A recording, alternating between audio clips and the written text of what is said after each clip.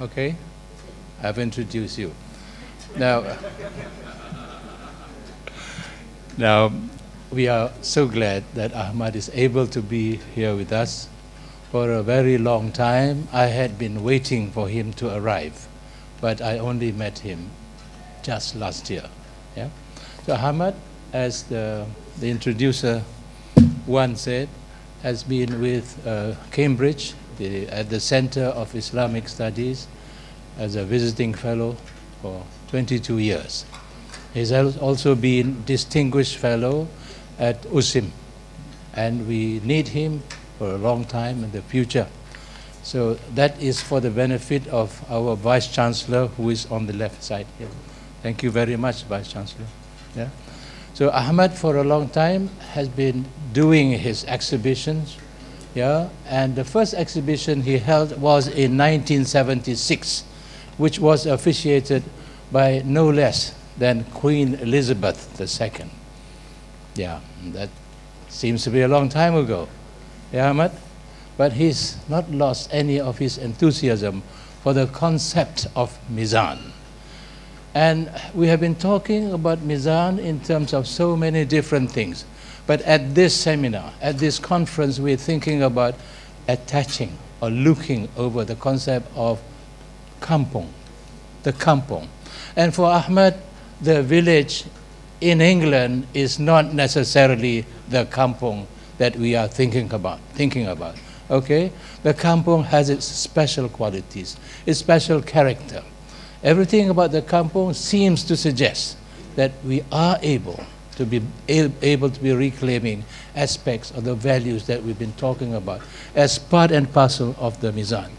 So Ahmad, in his Reflections of an English Muslim, a book which was published by USIM last year, says that the Mizan kampung concept is just an initiative that we use at this stage. And we hope very much that we, through our seminars, our conferences, and especially at the Mizan Research Center at USIM, to further develop its meaning. And you are here to do that purpose, to do that. And we have we have made the first shots. We have fired the first shots on this issue. And hopefully we will develop it in the coming years. Ahmad, are you ready? Yeah. Thank you very much.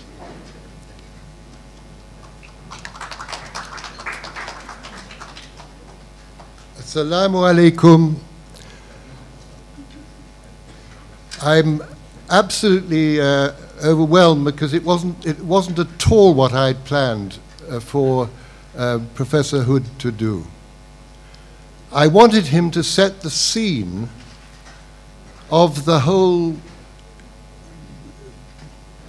range of what we are talking about today, because I certainly didn't want him to introduce me. I wanted him to introduce the subject.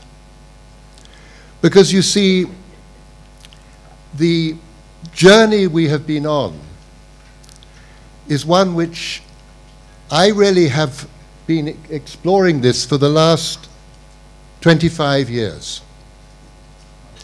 And it all began, I don't know whether we're going to get both the, are we going to get them up? Is there going to be pictures over here, because it's very important. Will it come up? It's all right here, but it's not working there. Can people see it here? Yeah? Anyhow, my journey to Kampong began in 1992 in Cambridge, when a remarkable young man arrived to do his MA and his PhD. His name was Shah, and he was a part of a group of Malays who arrived. And I can't tell you the impact that this had. They were at my wife's college, which was Wilson College, mostly a graduate college. And they brought a kind of atmosphere, a light, which was quite extraordinary. I had never experienced anything like it before. During Ramadan, we had the most wonderful time. And this went on for several years. And at the heart of it was this man. He was the leader. But what I noticed about the Malays was that they seemed to move in this kind of strange, connected manner, as a kind of tribe. It was extraordinary. But it wasn't an exclusive tribe, because all the other Muslims, and you can imagine in Cambridge we have Muslims from every part of the world, all connected in. Now, why do I know this was something very special? I know it was very special because when they left, it never happened again. We never had that atmosphere. And in Cambridge, amongst the Muslims, that period is remembered as a golden period. Now, this particular gentleman, his whole exploration in his MA and his thesis was to go back beyond the trauma of the colonial experience to try to recover that authentic Malay culture. That was what he was doing. And of course, his uncle up here, the famous Uncle Idris of Penang, the man who established the Consumer Association back in the 1960s, a visionary who saw everything that was going to happen many years before it became obvious. He had obviously created a profound impact upon this young man. 25 years later, Shah comes back to Cambridge, 20 years late, to receive his doctorate certificate, because we make a big thing of it in Cambridge. And it so happened that at this time, I had recently delivered a lecture at the university entitled Reflections of an English Muslim. At the age of 70, as happens to us when we get to that age, people start asking you for your memories. So having very little else to do, I started to record them. And he immediately said, look at him, looking very, very, he was a very, very lean man when he was at Cambridge 25 years before. But now he said to me, come to Malaysia and give your lecture. So I thought, this is a wonderful possibility, because, you see, I had just been to Malaysia a couple of times, but it was a place that intrigued me. And so he organized, with the support of Dr. Nizami, who I think is here. Dr. Nizami, where are you? Where are you, Dr. Nizami? And MTEM. They arranged a tour which very nearly killed me. 10 lectures in 9 days. And the remarkable thing was that when I arrived here, I was ill. I was ill because in England, it's getting difficult to breathe during certain times of the year. The toxins are so everywhere, especially in the countryside. Especially in the countryside. And I was ill. And I looked at the program, and there were these 10 lectures in 9 days, and some of my lectures go on for 3 hours. You're very fortunate today, it's 45 minutes. I've got my clock. So I'm very careful about this. However, again, a miracle happened. I went through it. It was wonderful. My voice didn't go. I was expecting I wouldn't be able to speak after 2 days. And it ended up at USIM. This was the last location. And there I met, once again, this gentleman who will probably be familiar to you. The wonderful Tan Sri Zul, whom I had met previously, 5 years before, when he was the Vice Chancellor of USM in Penang. And we'd had wonderful conversations, a wonderful meeting of minds. And he suggested that I come to his faculty for a year. And this was simply wonderful. The idea of being here for 1 year, well, it was actually 3 months, but coming once, 2, 3, 4 times I came,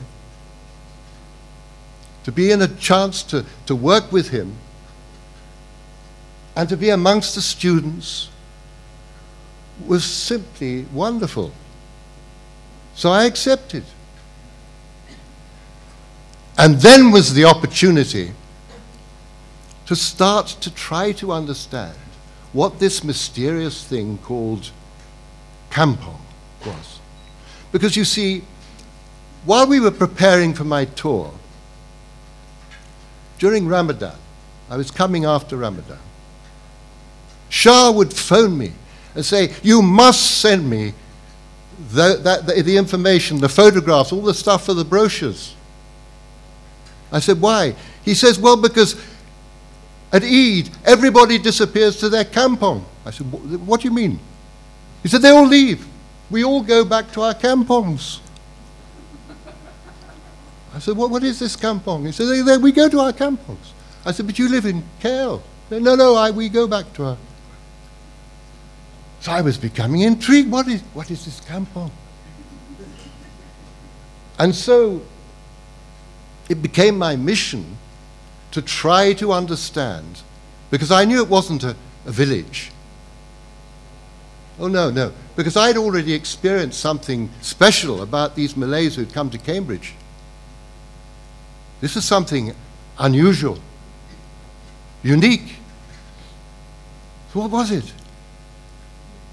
Now, in my search, I suddenly got on to what was an absolute key to understanding. And that was to ask the old people of my generation, tell me about your childhood. Because it is in childhood that we are formed. By the age of 8, quite frankly, there's not a lot you can do with a human being. And Shah's mother was my first moment of real revelation about Kampong. Because when I asked her about her childhood, her face lit up. It was already lit up, but it sort of lit up. And that wonderful thing that you have with your elderly people, the people of that generation, that kind of extraordinary inner strength.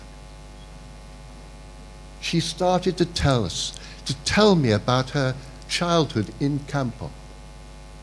And she said, you know, we know all about the birds. We knew when they were coming and when they were going. We knew the cycle of the year. It was simply wonderful. And I said to her, did you have electricity? And she said, good heavens, no. We didn't get electricity until goodness knows when. So I began to realize that there was something very special about this kampong. And then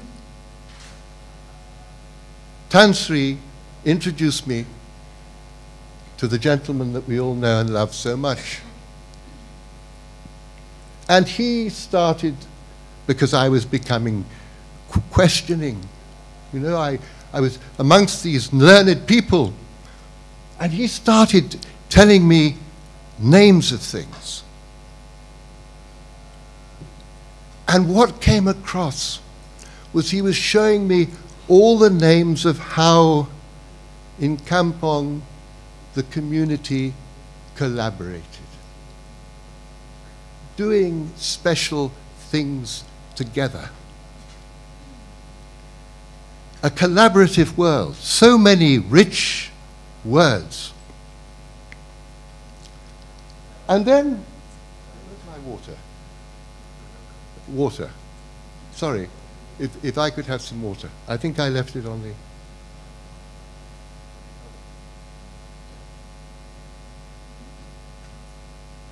I don't want you to miss this because it's a wonderful thing. Anyway, one day, Professor Hood said to me, I want to take you to meet my grandfather. I thought, Mamma mia, I mean, he's exactly the same age as I am. He was born in 1942. My grandfather died in 1960. What is this? And he took me to this beautiful cemetery, the most beautiful cemetery I think I've ever been to. And in the cemetery was his grand sheikh, his grandfather, a man of great repute. And surrounding him was his family, his extended family, his community, and it spread out for as far as you could see. And then he took me to his kampong, a little kampong, overgrown, the trees untended, the river fouled and with toxins. But I asked him, I said, this is where you grew up? He said, yes. I said, this is the house that you were born in and you lived in? And he said, yes. And I asked one of the first questions, I said, did you have electricity? And he said, we got electricity when I was 13. I said, how did you live? And he said, we lived very well. And I said, where did you get your water from? And he said, the well. And then he said to me, we used to swim in the river. And I said to him, what about the crocodiles? And he said such a beautiful thing. He said the crocodiles had their part of the river, and we had our part of the river, and they didn't mix. They didn't come into our part, and we didn't go into their part. Because you see that balance, that Mizan with nature, nature knew where it stood. And then he told me a beautiful story. He said, you know the durian fruit? Well, you know, you don't have to be in Malaysia very long to know about the durian fruit. He said, well, the tigers and the bears particularly loved durian fruit. And the tigers would come and sit under the trees. And the bears would climb the trees and go around and sniff. And then when one was just about to fall, they'd knock it down and then jump down and take it. And I said, as a typical Western man, didn't you want to shoo them away and put a fence round the tree to... And I will never forget this. He looked at me completely uncomprehendingly. He said, no, there was enough fruit for them and for us. I was beginning to realize what this kampong was. It was an ethic of such high value. It was an understanding that was so deep and had created a world of such beauty and simplicity and continuity and stability. The house, perfect. He longingly told me about his life in the house. It's a mysterious, beautiful house, connected into the natural world.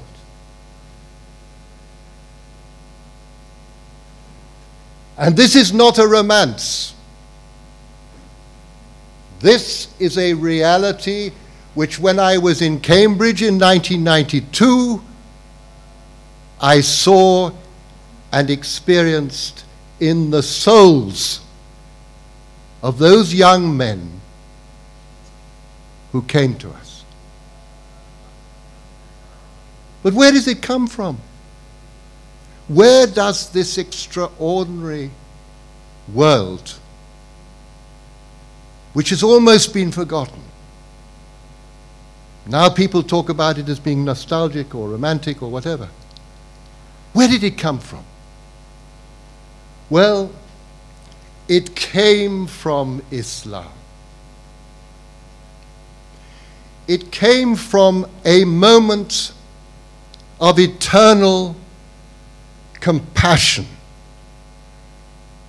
when Almighty Allah revealed his final revelation, the completion of revelation, the whole revelation,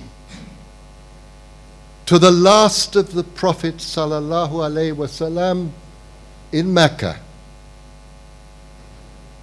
And that last of the prophets, the greatest of the prophets, was able to manifest that whole being.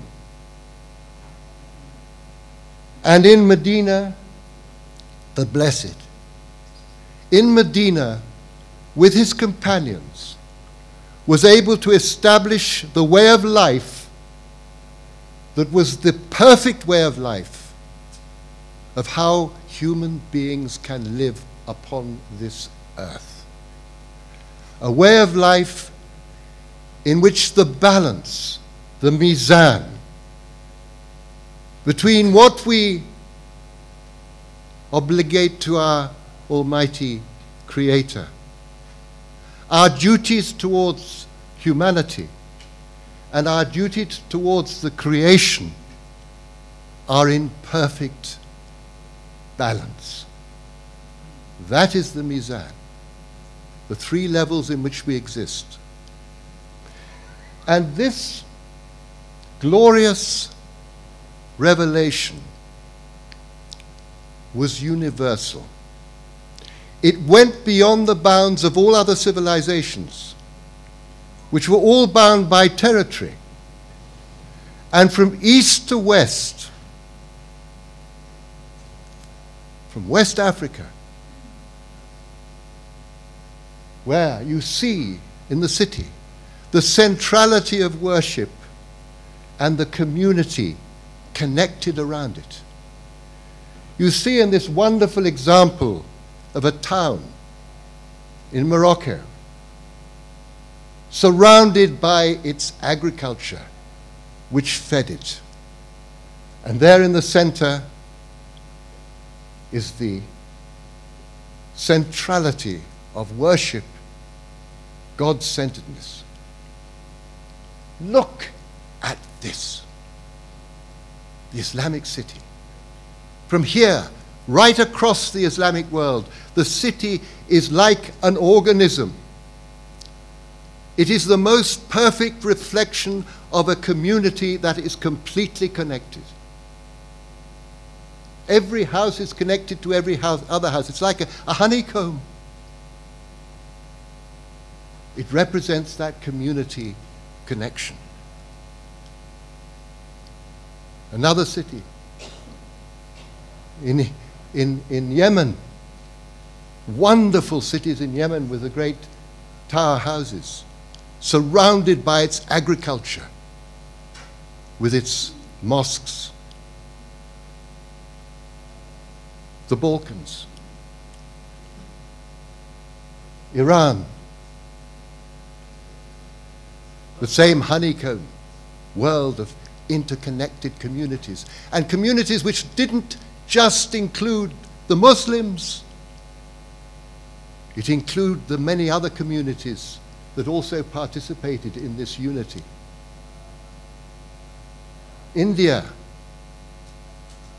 and finally, the Malay world. And you see what it is that this universality, because from West Africa right through to China, it is the same world, the same Quran, the same Prophet ﷺ, the same 5 pillars, the same aesthetic, the same, but everywhere Islam went, it connected into the particular land. It connected into the particular environment. It connected into the particular culture. And when it came to this tropical world, it perfectly connected into this tropical world and its people. But it was Islam that produced that high culture of Kampung. Now, what has happened? What has happened? Let me show you what happened in one part of the Islamic world. I want to introduce you to a very great man, Anthony Milroy. I've known him now for 35 years, when he was a young man. And as a young man, he was a brilliant agriculturalist, brilliant student. And in the early 70s, he was sent to Yemen by the British Development Agency. And he was sent there to see how we could help them in their development. And he arrived into this land of North Yemen, of the terraces. And within a very short time, he realized that the farmers of Yemen were masters of their environment. They were in an arid land, a land which water was scarce. And he immediately said, after a short while, to the farmers, please teach me, I have nothing. Remarkable for an Englishman of that time to have that kind of humility. Quite extraordinary.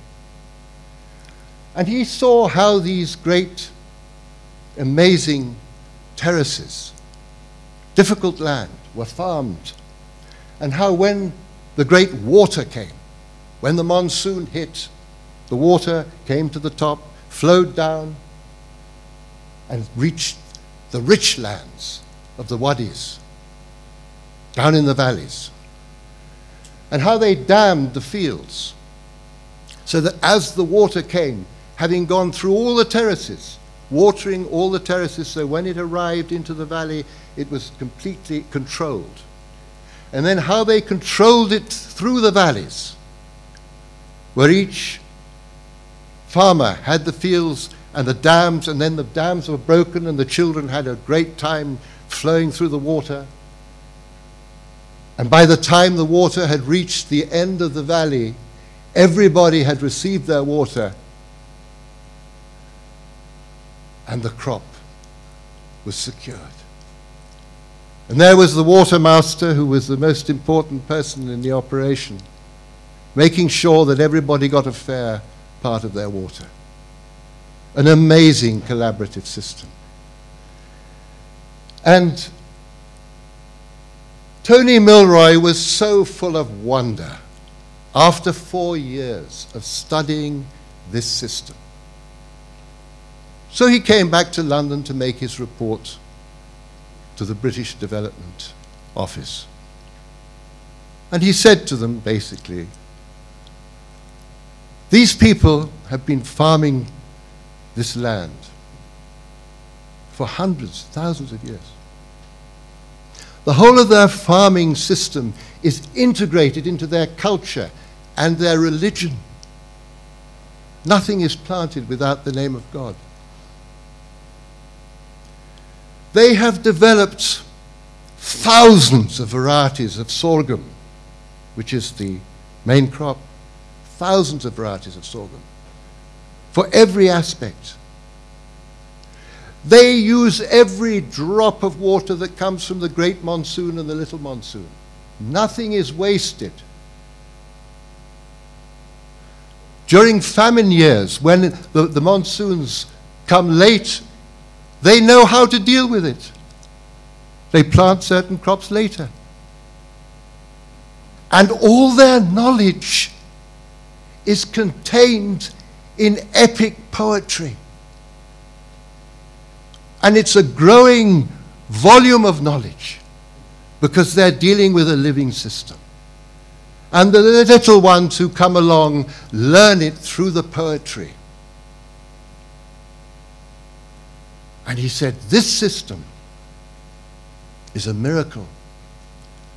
And it can be sustained forever. The land is constantly being renewed and kept fertile. It is a completely sustainable system. The only way we can help them is to leave them alone and let them get on with it. Now you can imagine the response he got. He described to me the atmosphere in the room. There was a complete silence. This is 1970s, remember.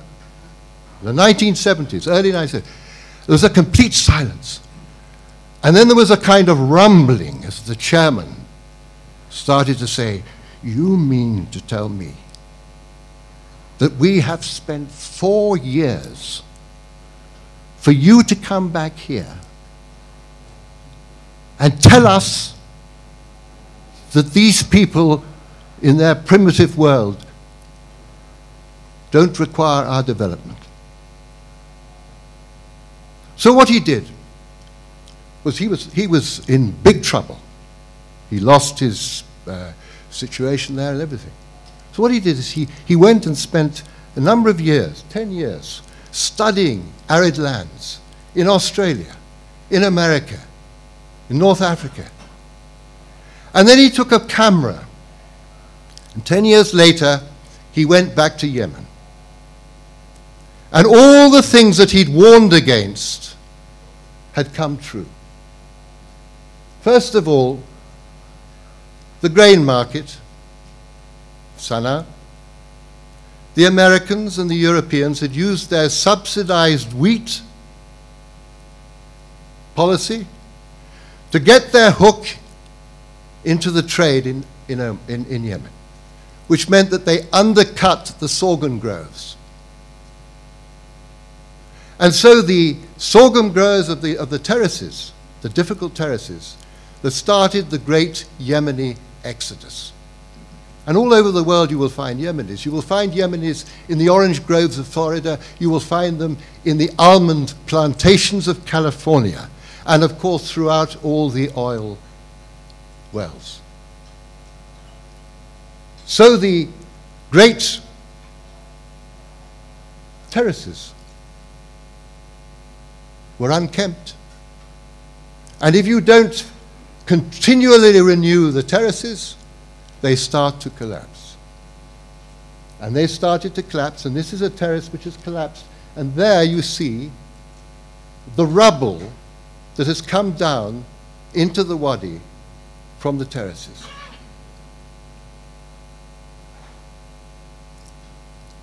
The catastrophe of Yemen,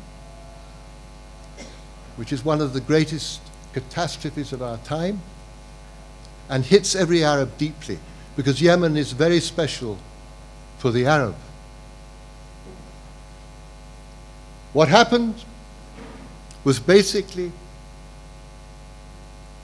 they came in and they said, you can grow More than one crop? What's the matter with you? You don't have to wait for the monsoon. You've got water under the earth. You've got water. Bring up the water from the earth. Now Yemen has very little time left with its water table. It's sunk deeply. And Yemen is one of the places where there's a great water crisis developing. The population exploded. 2.5 million people in 1970. Now it's up to 24 million. Completely exploded. And in this gap, a plant which had been a little tiny plant, like an after eight little thing, after supper, a little leaf which made you feel, has become a huge drug, cut, but not grown naturally, grown industrially. So all the chemicals and the fertilizers and 70% of the water of Yemen is being drawn out of the ground in order to grow this crop, this killer crop, which has profoundly undermined the Yemeni people. You go to Sana'a now, by 12 o'clock, they're driving like maniacs. It's an epidemic. It causes cancers of the mouth. But most important of all, it's completely taken over their whole agriculture. This is the story, the catastrophe of a place which was completely self-sufficient, which was able to exist, and that was happy, creative, fulfilled. Where does it come from? Where does this come from? Well, unfortunately, and with a heavy heart, I have to say it comes from my country, from England. Our story of the Anglo-Saxons, because this modern world is the creation of the Anglo-Saxon Protestant mind. Comes from England and the America of the Protestants. This is the world that we live in. But 1,500 years ago, we lived in small villages, and England is a place in which the village is very important. And here we have a village which is like many villages, and most people up 200 years ago lived in villages. Most of our population lived in villages. And then an event happened. An insane, crazy thing happened when humanity put itself into a situation where it changed from a relationship with the land to this insane world of industrial. And this is Salford, the first place that was actually fully industrialized, where the people were taken away from their land and put into these factories. Children, women, working in conditions which you cannot even begin to imagine, except, of course, it happens today in places like Bangladesh and many other places, where these horrific factories where people are working at $1 a day and goodness knows what. The horror of being at the mercy of the machine. And they were housed in housing that was so mean. They were called back-to-backs. These houses were backed onto other houses. That was their exit point. And they had 2 rooms, up and down, for the family. And the sewage went down the middle of the street. This was how they were housed. And yet, even in such mean conditions, they built community. The mining towns, the cotton mills, all these different areas built communities. And they produced choirs. And their children ran around in the streets. And Granny lived over the road. And the cousin was next door. They had communities.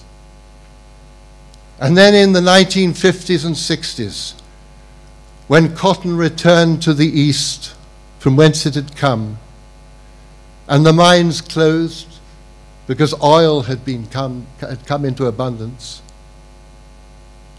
they decided that they would rehouse these working people who had no more job, none of the traditional jobs. And they decided to put them into tower blocks. And in this process, they completely disintegrated and destroyed community. And they created blocks where criminality reigned. It is one of the most horrifying things that has ever been done to the human being.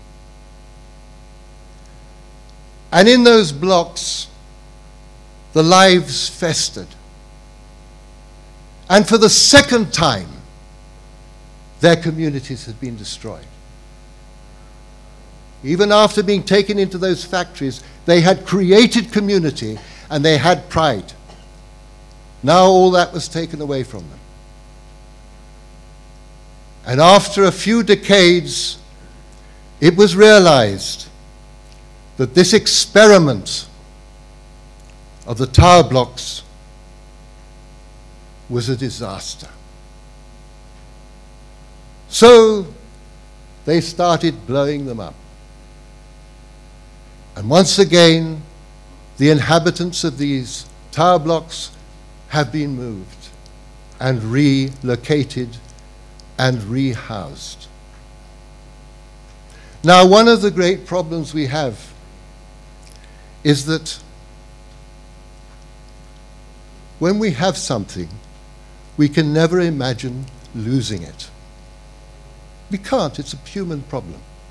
We have it, we think we can take something else, and it won't affect us. Because the idea, the imagination required to be able to know that, to see what you haven't got, to change your position, is impossible. So in this beautiful land, the first time when the very generous Vice-Chancellor of this university, who very generously allowed me to be here for a year, making trouble, and the Dean of the faculty, and my dear friend Mahazan, in the first meeting, when the Vice-Chancellor invited members of the faculty to meet me, I said to him a very simple thing. I said to them the following: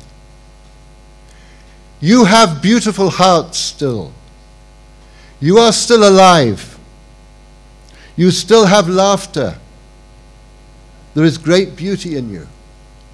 But all of that comes from where you came from. It's not where you're going. I know where you're going. I've been there.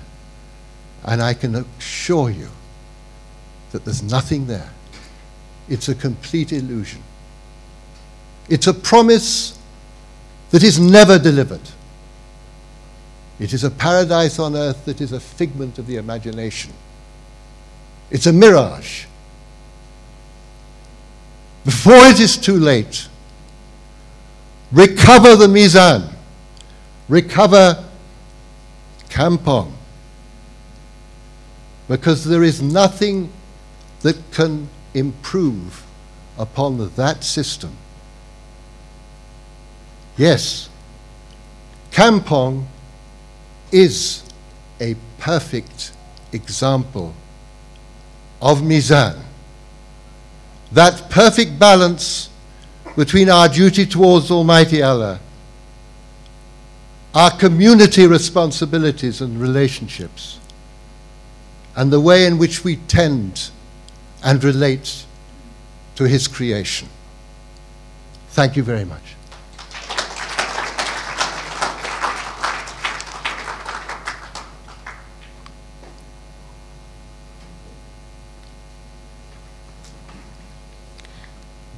Thank you, Mr. Ahmad Killer. Our next presenter for the Kampung Mizan conference is Professor Gerard Bodiker. He will talk about health, food and well-being from the Kampung perspective. Professor Gerard Bodiker does research and he advises government and United Nations agencies on public policy for traditional and indigenous, complementary and alternative medicine and wellness. He has held research and teaching appointments in the Department of Medical Sciences at Oxford University for more than 20 years and holds a professorship in epidemiology at Columbia University, New York. Ladies and gentlemen, I give you Professor Gerard Bodiker. Thank you very much. Tan Sri, Puan Sri, Dato, distinguished guests, ladies and gentlemen, it's a great pleasure to be here. I'd like to give my heartfelt thanks to my very dear friend, Professor Dr. Hood Saleh. We share two universities in common.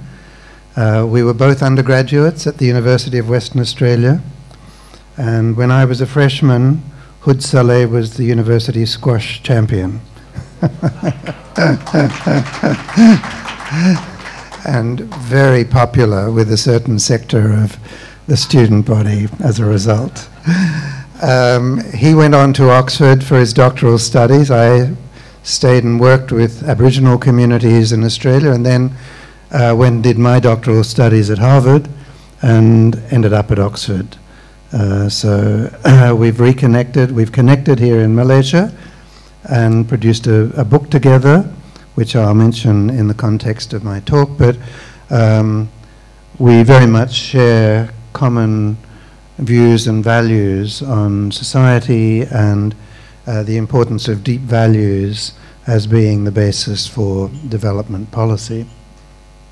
Now, I've got in front of me Professor Keeler's talk, so I guess, yes, I've got that one there. Can we get my talk up here?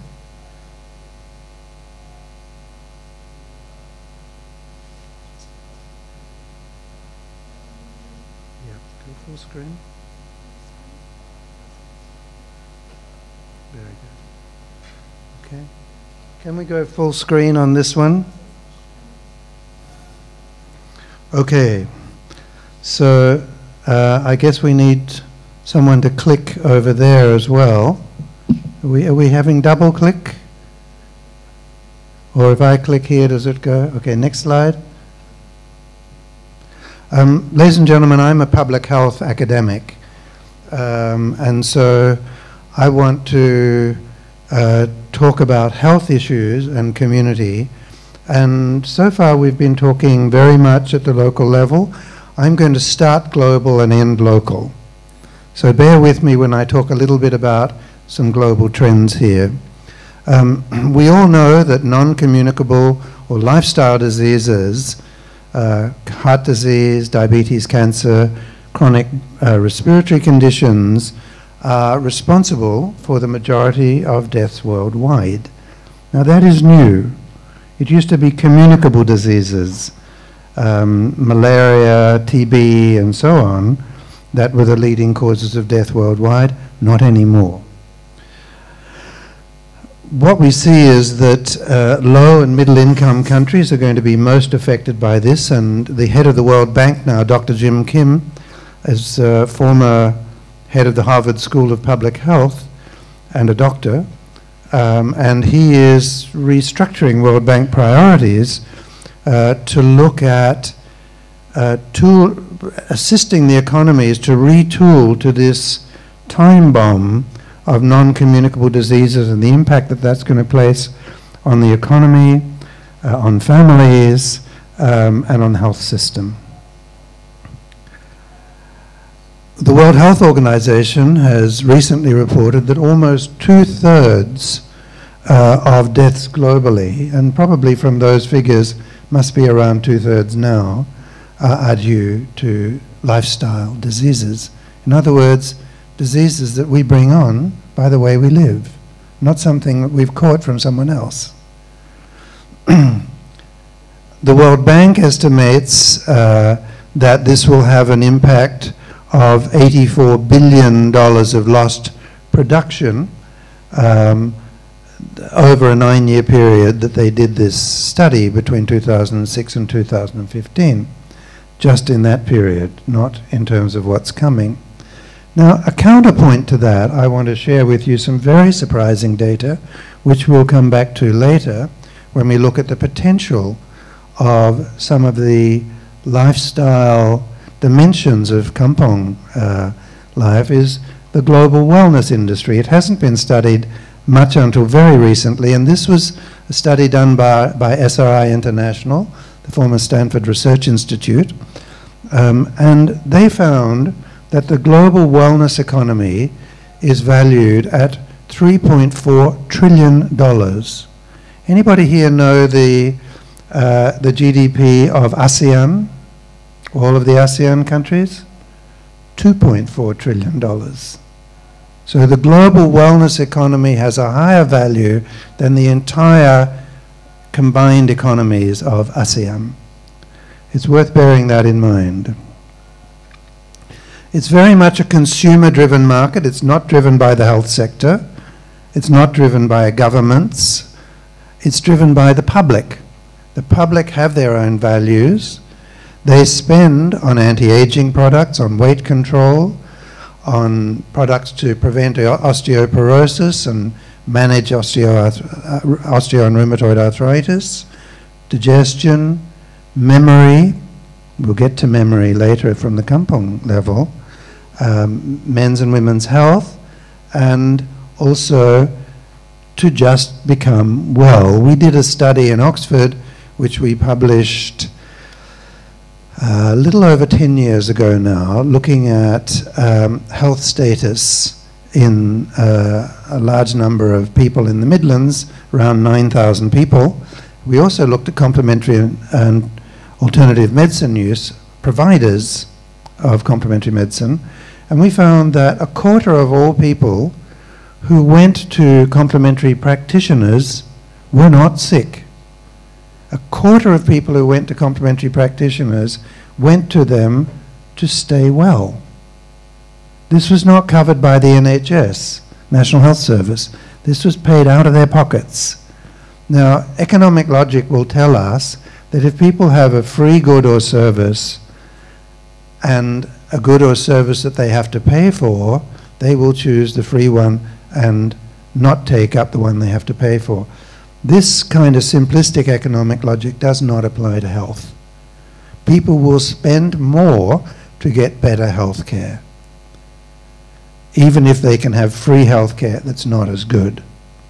What we found is they're now spending on providers, not just products, providers, to be well.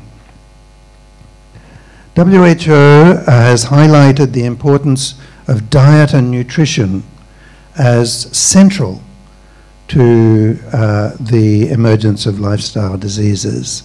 And a study in the Journal of the American Medical Association by the Global Burden of Disease Group, which is a global network, but headquartered at Stanford, sorry, found that as of now, diet has surpassed even tobacco as the greatest risk factor for mortality. That's pretty scary, isn't it? A big player in this is sugary drinks, as we heard earlier on the school report on the schools. Now, there's a very so-called traditional sugary drink that's very popular in Malaysia. That's got nothing to do with bottles of soda. What is that? Lychee? Teh tarik. Teh tarik. How much sugar? You got some. Right. Now, coming back to the Kampung, of course, this was introduced from India. You know that. That's an Indian drink. The tea came in with the Indian workers. the condensed milk and so on. But when your ancestors in the kampung sweetened something, what did they use? Someone says sugar cane. Any other thought?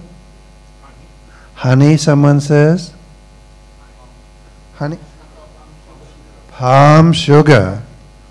Palm sugar has a low glycemic index. Cane sugar has a high glycemic index. Why has Malaysia shifted? Who owns the sugar? I wasn't really actually asking for names. You didn't hear that. But that's the question that I made in my remarks earlier. Big business, driven by big Malaysians, is driving big nutritional shift. Who produces palm sugar? Almost nobody. Almost nobody. It's not a big thing. And yet studies on palm sugar in India, where they call it jaggery, have found that it's high in iron. It turns out that the sap from the palm trees and the phytonutrients going in there, it's high in iron, and it's been found in a couple of clinical studies to reduce anemia in pregnant women and children. And it has a low glycemic index. And we've thrown it away for white sugar. Now, what this research on sugary drinks has found is that the caps on DNA called telomeres shrink with regular use of sugary drinks. They shrink to an extent that they indicate a 4.5-year reduction in lifespan just from consuming sugary drinks. One of the things that's happened is that the world has started to eat the same stuff. Those of us who are staying in a very nice resort, Nilai Springs Resort, see in your room, in a Malaysian resort, you can order room service pizza, right? We'll get to pizza later because some people think it's part of the Mediterranean diet. But there's been this globalization of eating patterns. And in Asia, this is particularly the case. There's been a big shift, and we've seen an increase in meat. People eat a lot more meat than they used to. Why? Because they can afford it. Because they think we can, so we will. Now, in the past, when your ancestors ate meat, they would have eaten little strips of beef whenever they ate beef, which was probably mainly at festive times and so on. You know, you look around the developing world, Asia, other parts, people would not eat large amounts of meat because of the cost of that. But with affluence, people are eating more meat. Meat is a well-established, red meat is a well-established risk for cancer. It's completely solid evidence. Milk is being consumed in much greater amounts. East Asia particularly, 60% of people in Asia have lactose intolerance. Majority of those in East Asia, and they're all having lattes and ice cream, Baskin Robbins, and so on, because it's cool. The Koreans, who have a high rate of lactose intolerance, have a bubble tea full of milk. Now, this doesn't make any sense in terms of genomics, nutrigenomics, metabolomics. In other words, the genetic history of the ability to process foods of different cultures. That is a little bit of a blur, but I want to just show you that before I drill into a close-up on that page. This is from National Geographic, a study on global eating patterns the year before last. And from left to right is the shift that countries have made from a traditional diet to a global urbanized diet. And this is zeroing in on Asia. And what you see is the biggest shift from traditional to a globalized, westernized diet in Asia is in two countries. India and Malaysia. The nutrition transition has been greatest in India and Malaysia.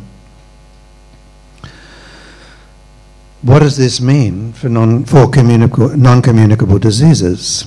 It means that there's a lot of energy intake from total fats. It means there's an excessive use of cooking oil with high saturated fat. Now, all of you in Malaysia have heard palm oil is good for your health. It's full of tocotrienols. True and not true. The true part is, yes, it is full of tocotrienols. Yes, it is very good for your health if it is unrefined. The process of refining turns it into a polyunsaturated fat, and it becomes as bad for your health as any other polyunsaturated fat. And what do you buy in a bottle in the supermarket? Refined palm oil. If you go to the countries of origin in Africa that used palm oil, the use of palm oil was cold pressed, unrefined, and it was a source of health. We refine it for commercial reasons and we damage it. And it becomes a source of disease. I want to talk about rice. We had some nice pictures in Dr. Ballet's presentation last night of traditional rice baskets used for winnowing and preparing the rice. Now, I want to talk to you about rice. Rice, as you know, has a husk on it. Rough stuff that none of us can eat. It's cellulose and it's generally fed to the cows, who have the advantage of an extra stomach to be able to process it. Then under that husk is what's on the outside of the rice?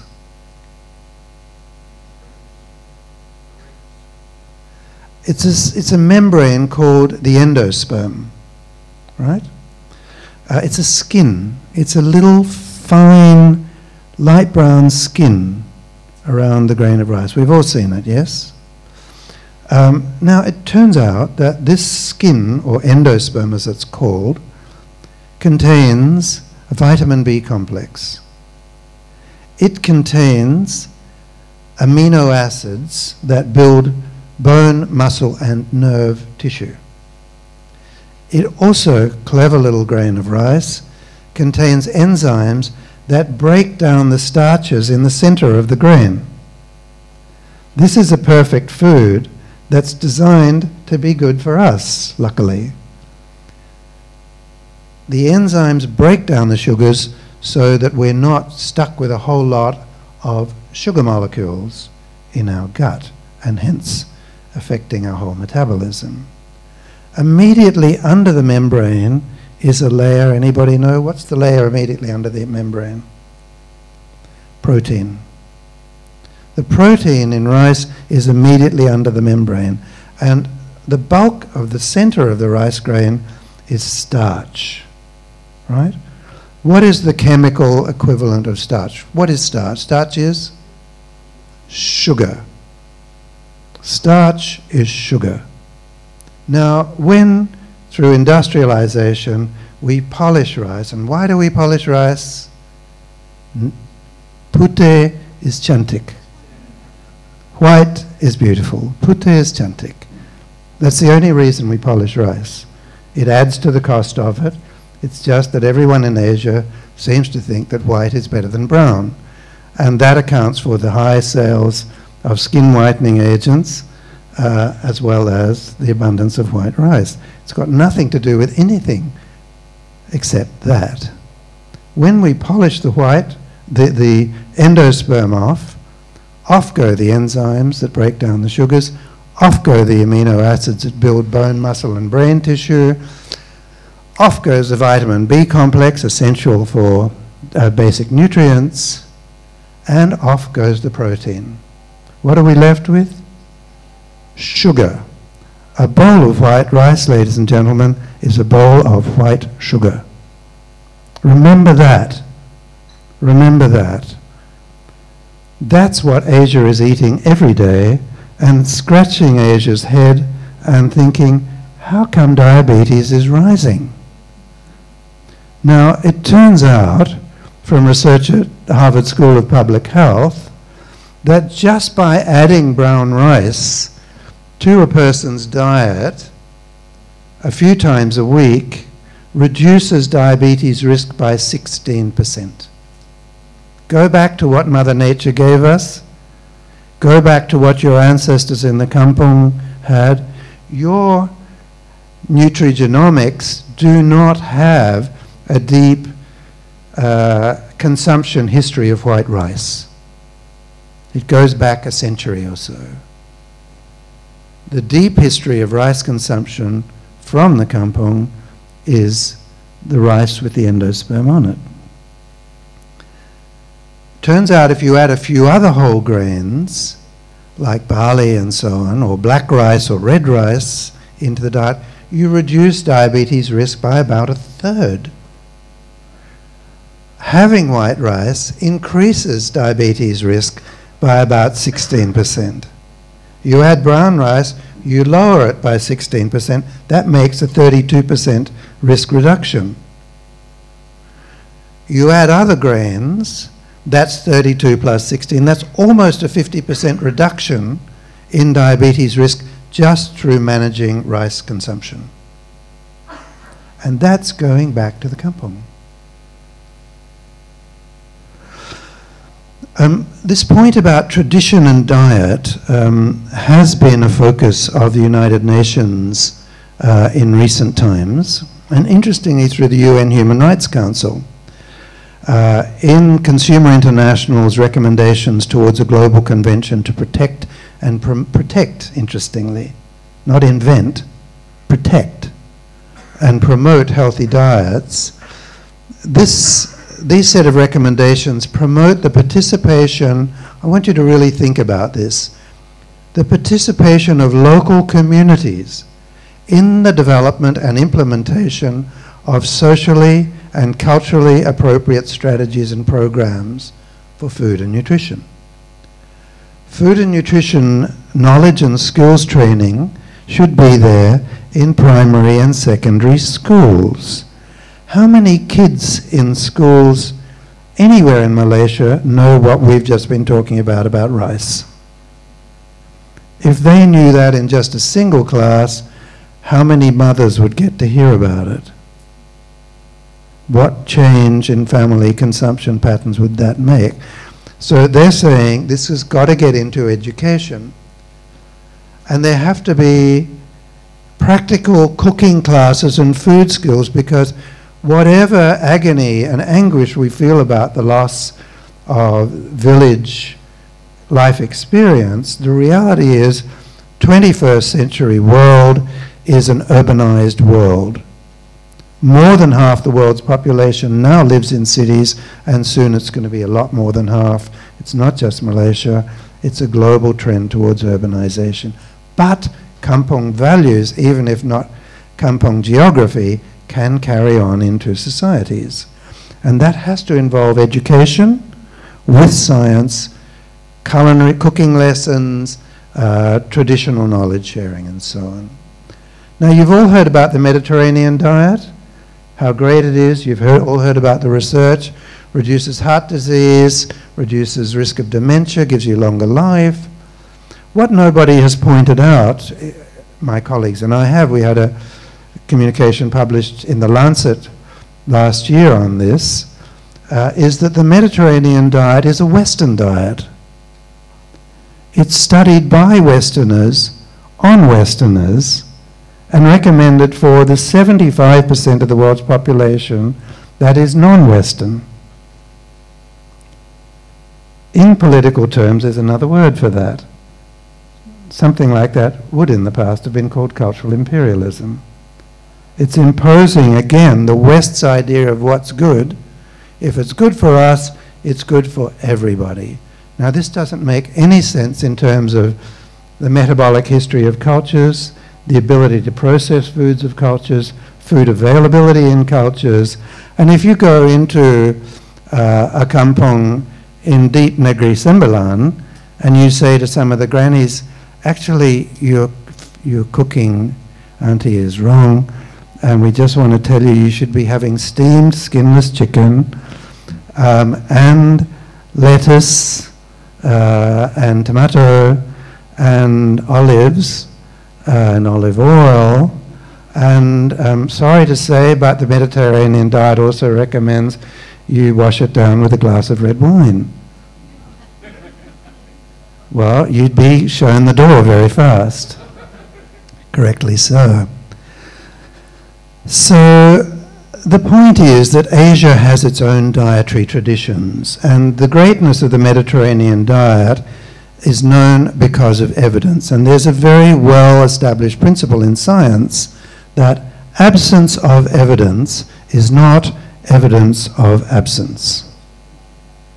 Absence of evidence is not evidence of absence. This means just because there isn't any evidence does not mean there isn't any effect.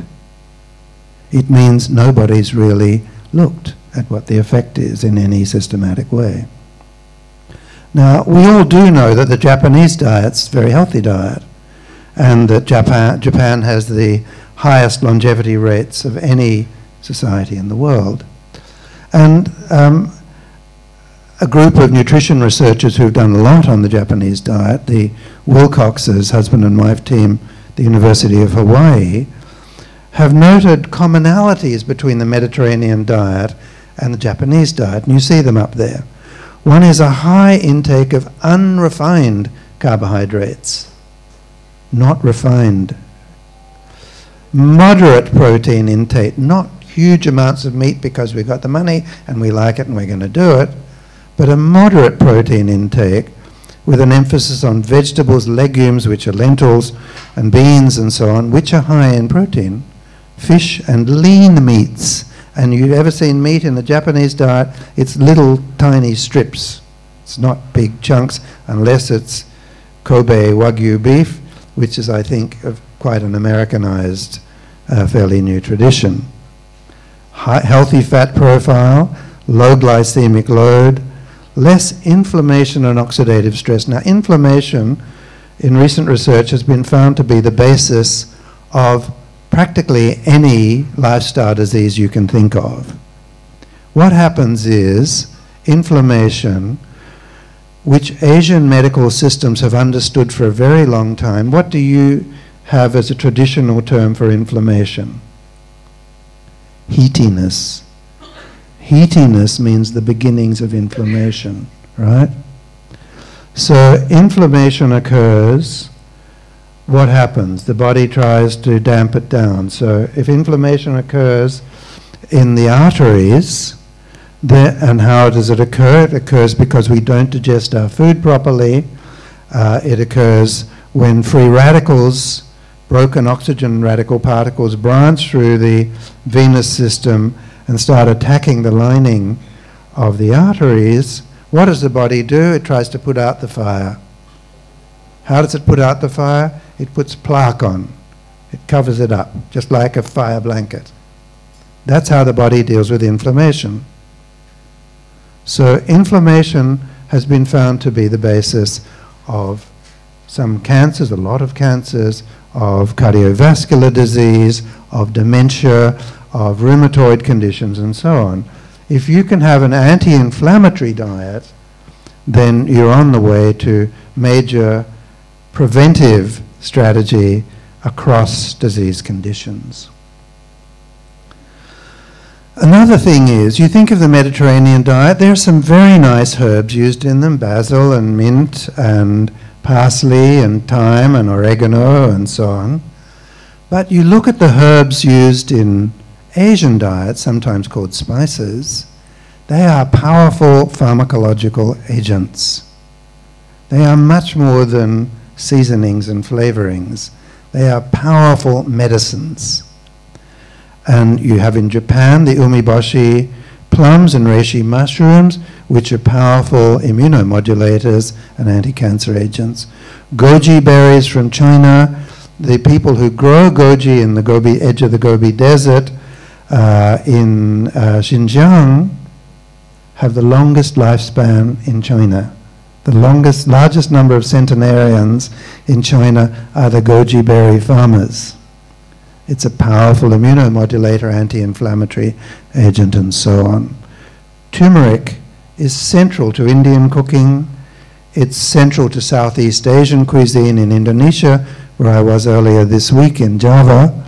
Every morning with my breakfast in Yogyakarta, I would have a glass of jamu. Jamu has as its base kunyit, turmeric, right? Turmeric, as it turns out, is nature's most powerful anti-inflammatory agent. And it's just a basic staple of South and Southeast Asian diets. And in Malaysia, you have ulam. Now, what does lettuce look like compared to an ulam? It looks pretty lame, I think. Because what you have in an ulam is a fresh plate of medicine that you don't call a medicine, but that's exactly what it is. And lettuce certainly is not a medicine. You look at all the different varieties of ulam, you all know them far better than I do. I want to just take one, for example, pagaga, Centella asiatica. It's used in Chinese medicine and in Indian medicine, Ayurveda, as a medicine. They don't eat it the way you guys do. They just use it as a medicine. What do they use it for? They use it as a brain tonic. And what have they found when the scientists have investigated it? It increases synaptic firing in the brain. What that is associated with is enhanced memory, enhanced cognition, learning ability. Why shouldn't your kids be eating this every day? And the way that I've seen it eaten from a plate of ulam is the leaf is taken and the long stem is wound around the outside and then dipped in some belacan and then chewed as what in English we call a quid, like a little packet. Now that is a traditional technology, simple as it is. That is a traditional technology, because you try and eat a flat leaf, how much juice are you going to get out of it? But if you roll it up and you roll the juicy stem around it and you go crunch, squish, all the phytonutrients come out. That is a traditional technology for extraction of this plant that increases synaptic firing in the brain, enhances memory and cognition, and luckily, as it turns out, also is a very powerful skin repair agent. Ladies, pagaga. Turmeric, we've mentioned. There are so many studies. Next slide over here, thank you. You can see, I'm not going to read all those out, you can read them. Over 2,000 studies done on turmeric, kunyit. Now, it protects the heart, it's anti-inflammatory, it's anti-cancer, it opens up the blood vessels, it protects the nerve cells, it's anti-diabetic, it's effective in Alzheimer's disease, very effective in Alzheimer's disease, and NIH has got quite a major program looking at some of the alkaloids in turmeric called curcuminoids as basis of anti-Alzheimer's drugs. Now, one thing about it's been found in studies to reverse type 2 diabetes, turmeric, curcumin. The one thing about turmeric to understand is that it is not easily absorbed by the body. And there are two ways that it's absorbed. One is through heating. So you can cook it and cook it and cook it, and don't think that you're destroying it by cooking it. You're not. You're activating it. Other plants, you cook them, you destroy the nutrients. Turmeric, you cook it, you activate it, it becomes bioavailable. The other way is black pepper. Black pepper, it turns out, has piperine in it, which stimulates digestive enzymes which enable the gut through those enzymes to absorb turmeric. So remember that if you want to add turmeric into your diet, that the bioavailability is facilitated through cooking and or black pepper. A lot of studies, I don't have time to go into it all here, but showing very significant effects of curcuminoids from turmeric in reversing type 2 diabetes. And this one you all know, bitter gourd. What do you call it? Paria. Yes. It turns out that this is another good friend of those wanting to keep diabetes at bay.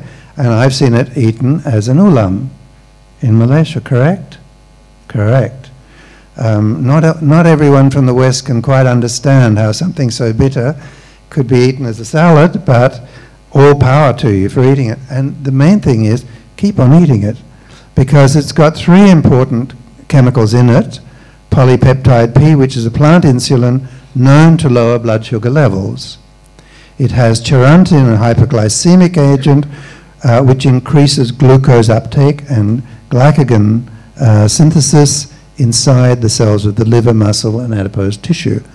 And thirdly, it's got vicine and an insulin-like compound, we've already said polypeptide P, vicine in it, which is also an insulin-like compound.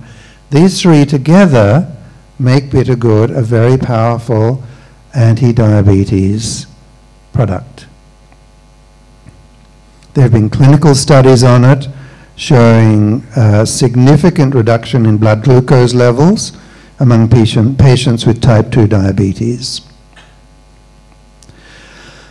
At the beginning, I mentioned that Prof. Hood and I and a group of other Malaysian colleagues had produced this book on Malaysian health traditions. Khazanah approached me 9 years ago, asked me to do this. They said, you know Malaysia, your work is known in traditional medicine, we want to do a book on Malaysian herbal traditions, would you do this? And I said, no, because there's no source material. You guys haven't done proper ethnography on this.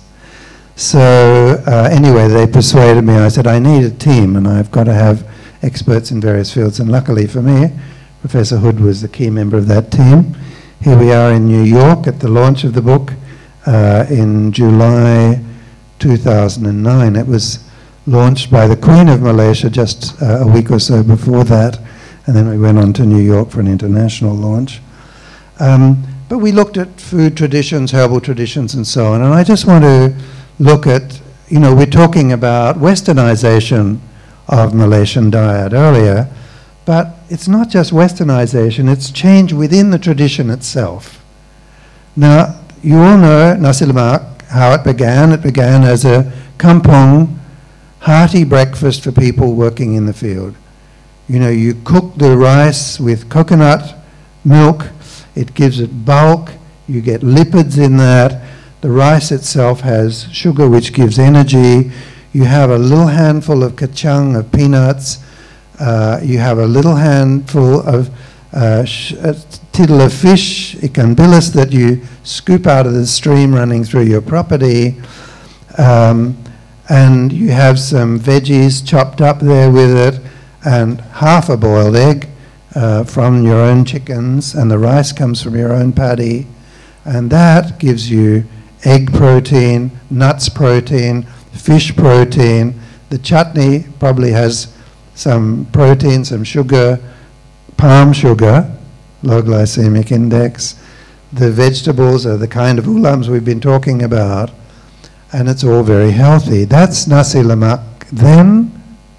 This is nasi lemak now. Take a look. Spot the difference? One thing is it's swimming in greasy red palm oil, right? Do you think that's unrefined palm oil? I don't think so.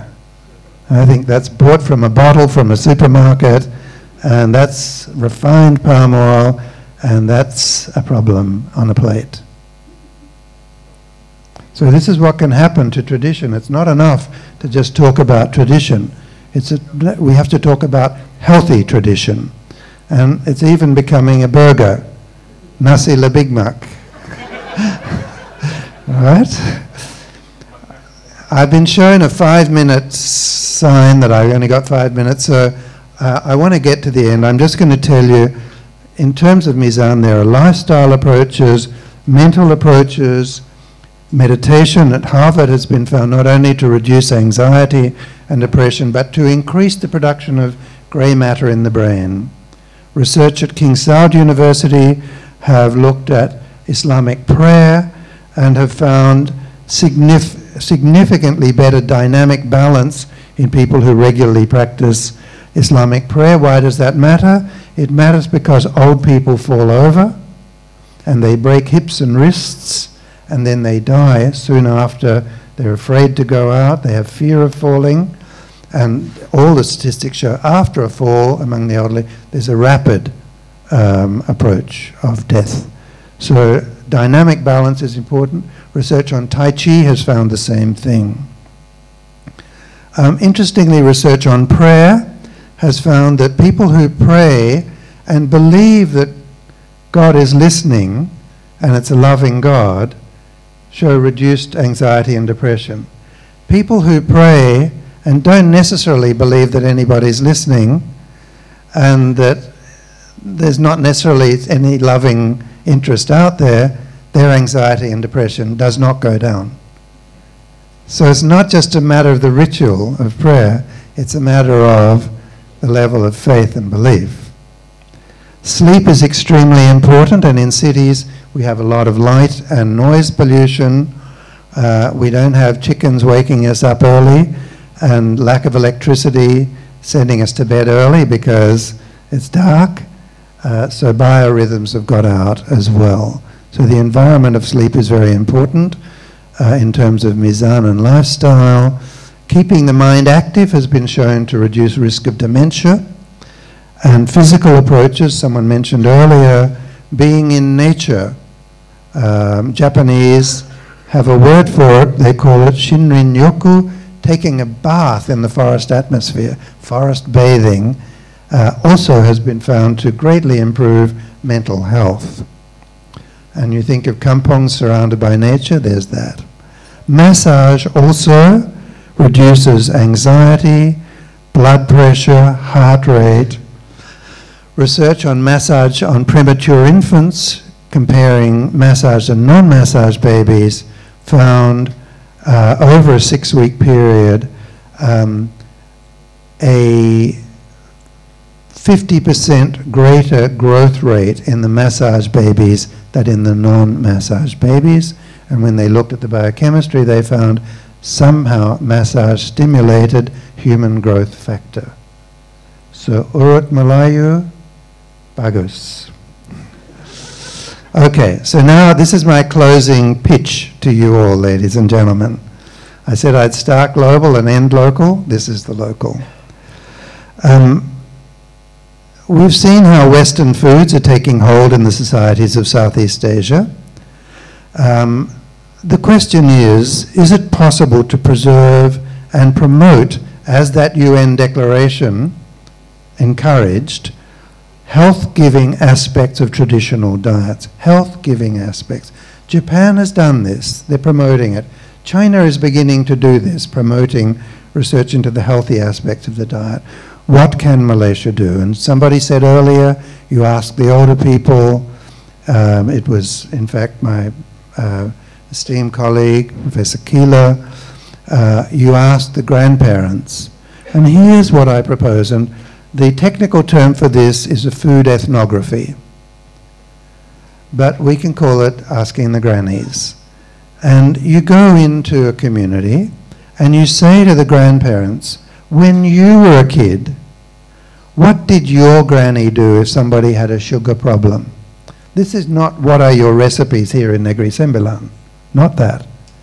If someone had a sugar problem, what did your granny prepare for them for makan? If somebody had a pressure problem, high blood pressure, what food would be given for them for this? If someone was getting overweight, what would the aunties and grannies prepare for that problem? Somebody had a heart problem. Somebody had joint pain. What were the foods for this? They would say there's some urut, you use these herbs, and you use them in ulam, and you use this kind of chicken or this kind of ikan prepared this way, and so on. That is a food ethnography, not to gather regional recipes, but to gather information on the healing foods of the Malays. I invite you to take that concept on board, the healing foods of the Malays. Not just everyday food, but specific secrets and traditions for healing. So we have to ask, are the food traditions of Kelantan the same as those of Perak? Are they the same? No, people are shaking heads. Are those of Pahang the same as those of Kedah? Some yes, some no. Selangor and Johor, yes, no. If they're not, what are their unique features related to foods for non-communicable diseases? Not recipes. There are plenty of recipe books out there. This is healing foods of the Malays, a food ethnography to document that for specific non-communicable diseases. How are they used to enhance health? What are the specific healing recipes state by state? We need a database on this created out of the food ethnography. Why do we do this? We do it to identify culturally acceptable foods that will combat specific health problems and improve health and preserve local traditions that are becoming lost to fast food through urbanization. If diet is a bigger risk factor than tobacco for lifestyle disease, and if Malaysia has ASEAN's highest rates of obesity and diabetes, which it has, is it not worth it? So once this is documented, there is the potential for a counterpoint to the Mediterranean diet, the Malaysian diet, the Malay healing foods diet, the Kampung diet, whatever it wants to be called. But there's evidence, and once you get the recipes, you correlate it with nutritional scientists who have already done all the research, as you've seen earlier, on the ingredients and their pharmacological properties. You put it together. Then you have new food crops.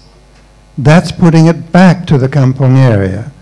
There are commercial crops that are promoted for a national campaign to promote traditional foods for health. There are traditional combinations prepared for health and beauty.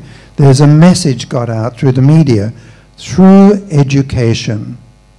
How many kids in Malaysia know that pagaga increases synaptic firing in the brain and has been found in studies to enhance memory and learning? How many kids know that?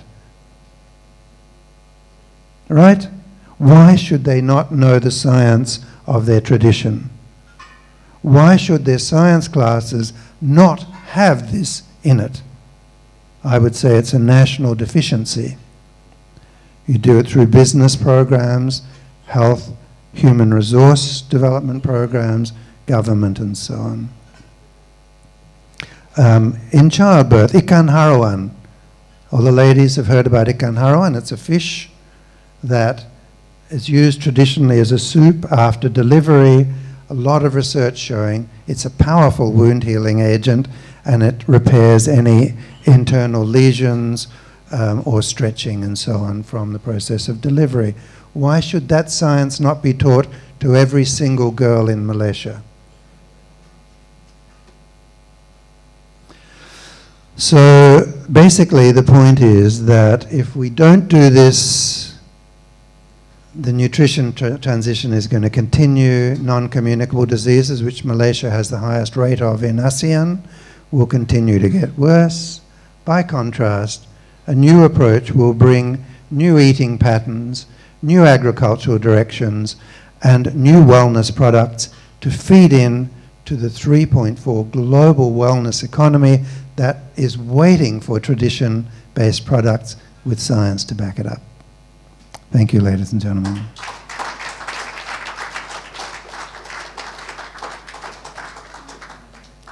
Thank you, Professor Gerard Boudicca. Ladies and